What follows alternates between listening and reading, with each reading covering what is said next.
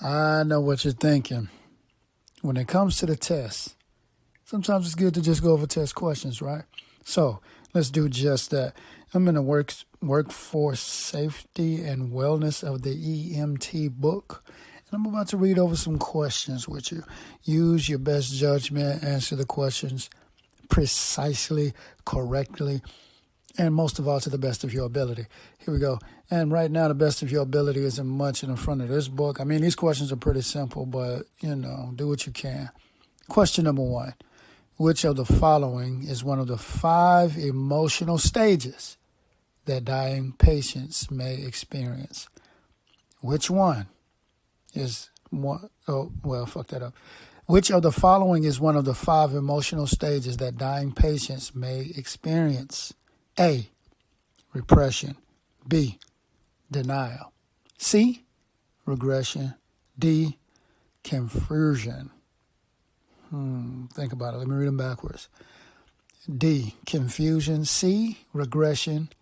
B, denial. A, repression. You got 5 seconds. 2, 1. All right. What is your answer? If you said B, you got it. Denial. Which one of the following is one of the 5 emotional stages that dying patients may experience? Denial. All right. Moving right along. Question number 2. This one is a little tricky, but I can make it work. Beside each of the following actions that you might take when dealing with a dying patient, family member, or bystander, write A for an appropriate action or I for an inappropriate action. All right, so the first one, talk to the unresponsive patient as if the patient is fully alert. Is that an appropriate action or inappropriate action? To talk to the unresponsive patient as if the patient is fully alert. I put A. I don't remember if I did this in class or not, but that seems inappropriate to me now. I mean, I guess it's appropriate to let the patient know what you're going to do, but if they're unresponsive, yeah, I don't know. That's tricky. Ask somebody, but Google, you're going to have to Google that shit. Talk to the unresponsive patient as if the patient is fully alert. Yeah. All right, number 2. Always remove family members from the area or room during resuscitation efforts. Okay, for this one, I put I, inappropriate. I don't know if that's inappropriate. That would seem... I mean, you don't want to remove them, but, man, look, I don't know. It's been too long since I've been in damn EMT school. I don't think that's inappropriate because they might be panicking and shit. They might make it worse. They might come over there and slap you, try to, say you're not doing it good enough or whatever, intervene in a way. I don't know. I put inappropriate. Like I said, I don't know if we did this in class either. So, number 2, Google that shit. Always remove family members from the area or room during resuscitation efforts. Is that inappropriate or is it appropriate? All right, number 3. If a critically injured or ill patient asks you, am I going to die?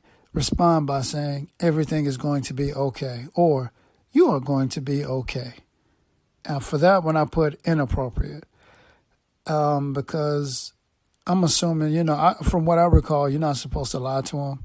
So if they're critically injured or ill, you don't know what's going to happen. But you definitely don't want to say, you're going to be okay because, you might be giving them a false sense of reality. I mean, but who's not going to say some shit like that in a time like that? What you going to say? No, you going to die. Oh shit, it ain't looking good for you, bro. I mean, what are you going to say? I don't even know what to say in the time. Nobody does.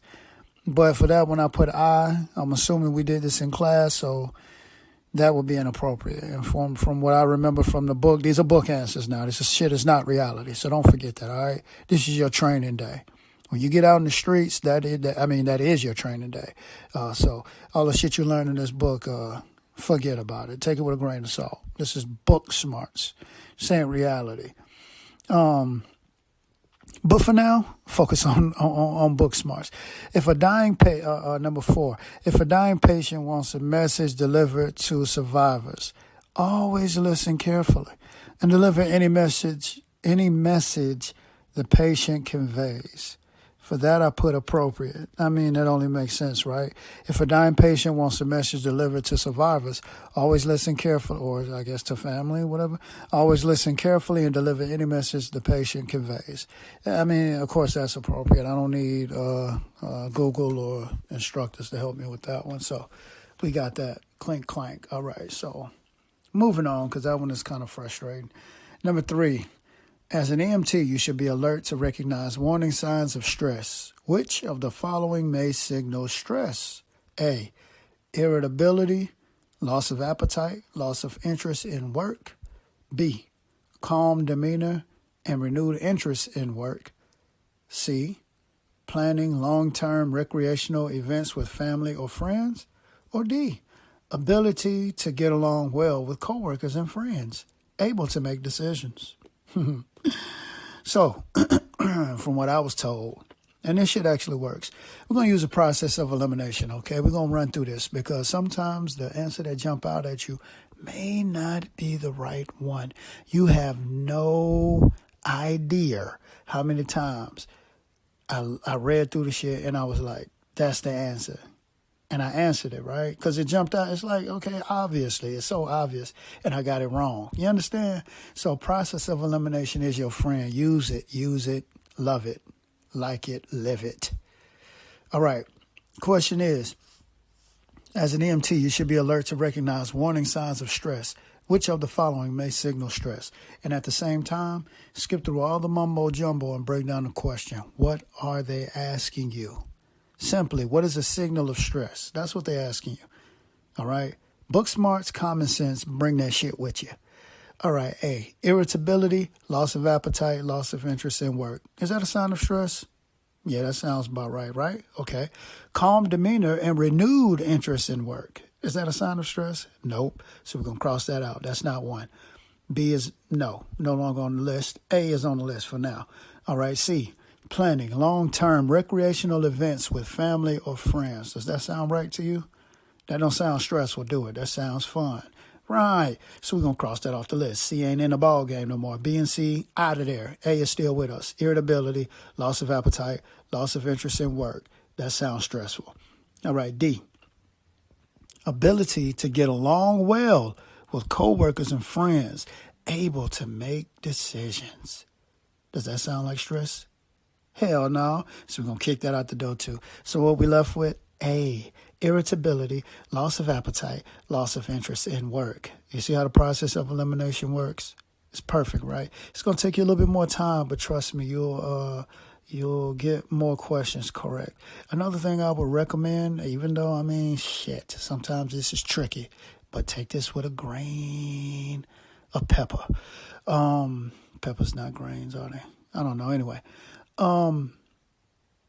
Don't go back and change any of your fucking answers. I'm going to say this again for you that's not listening. Listen, don't take your ass backwards and change anything. You understand? Because when I did that, 9 times out of 10, I got it wrong.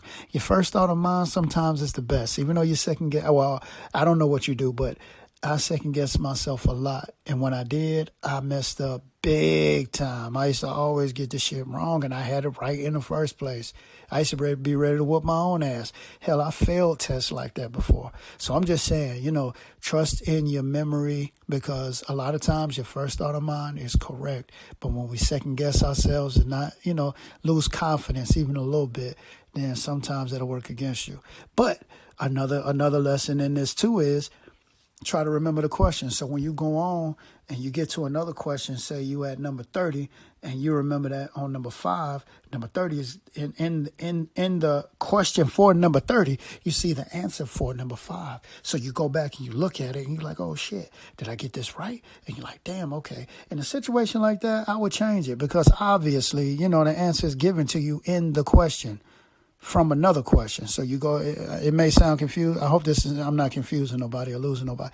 I'm just saying, if you get to a question and you read it and you're like, okay, I remember this answer or this being, a question previously that I had, and I don't think I put the right answer. So you go back and you change that. That makes sense. But other than that, I know it's hard, but try to go with your first thought of mind. Don't second guess yourself unless you know that it's wrong. Because sometimes what you know, when you know what you know, and you think what you know, you still could be wrong. Oh, it's a dirty game. These tests are a motherfucker. But anyway, question number 4. A session held prior to a critical incident stress debriefing, CISD, critical incident stress debriefing, that helps to vent emotions and gather information is which of the following? A, diffusing. B, critical incident. C, peer pressure. C, peer support. D, follow-up service. Okay, we got our 4 options. What are they asking you?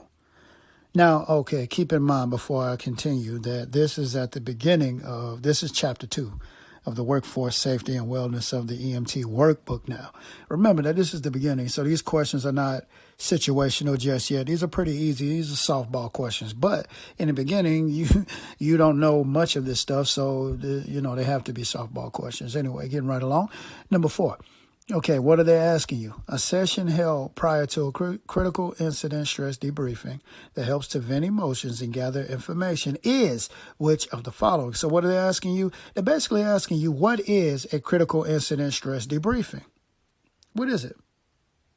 That helps vent emotions and gather information. But what is a part of a critical incident stress debriefing? Diffusing, critical incident, peer support, or follow-up service. So A, diffusing. If you are venting emotions and gathering information, are you diffusing a situation or a problem? I would say so, right? Because you're venting emotions, meaning you're talking about something, versus holding it all in and you gathering information from what you're talking about. That's diffusing. That's breaking things down. That's coming together and communicating to solve an issue or reconcile a problem. B, critical incident. That don't even make sense, right? Right?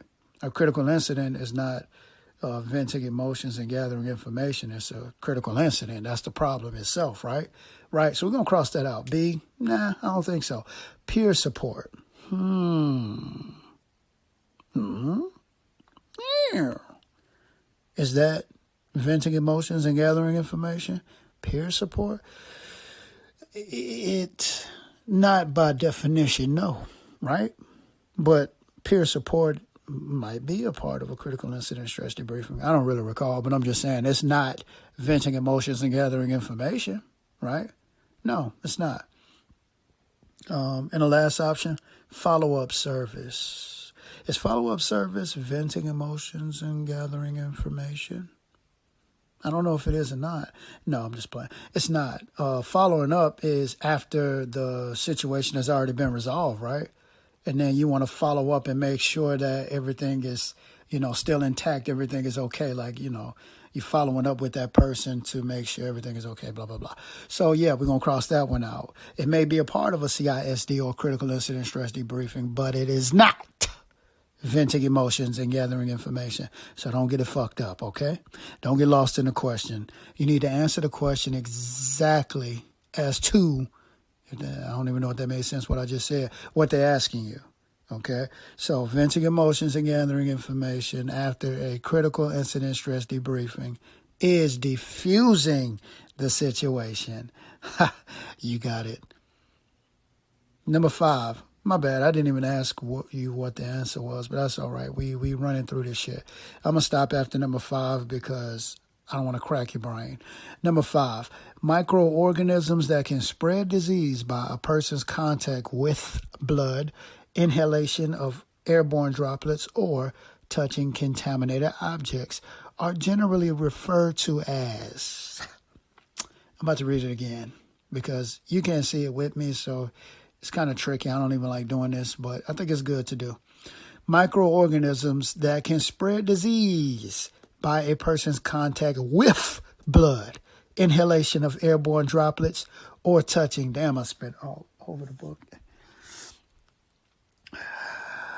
Microorganisms that can spread disease by a person's contact with blood, inhalation of airborne droplets, or touching contaminated objects are generally referred to as A, pathogens, B, viruses, C, bacteria, D, fungi. Now for this question, of course, you may need to figure out the way that these things contaminate the body or enter the body, I guess, in a sense. Because the question, what is the question asking you? We need to break this shit down. There's a whole lot of words that are leading to a one-word answer. So microorganisms that can spread disease by a person's contact with blood, inhalation of airborne droplets, or touching contaminated objects are generally referred to as. Okay, so what are they telling us? Or what are they asking us by what they're telling us? They're telling us that it's a microorganism, right? Ding, ding, ding, ding, ding. You have one-word answer. So these are microorganisms. And what do? They spread disease by a person's contact with blood, inhalation of airborne droplets, or touching contaminated objects. Huh? So, by definition, what is a microorganism that's breaking the question down? What is a microorganism that is spread by contact with blood, inhalation of airborne droplets, or touching contaminated objects? Is it a pathogen? Is it a virus, bacteria, or is it fungi? Is it a pathogen? Is it a virus, bacteria, or fungi? You're on your own at this one. I'm going to end it right here because this is kind of frustrating to read these questions and try to convey.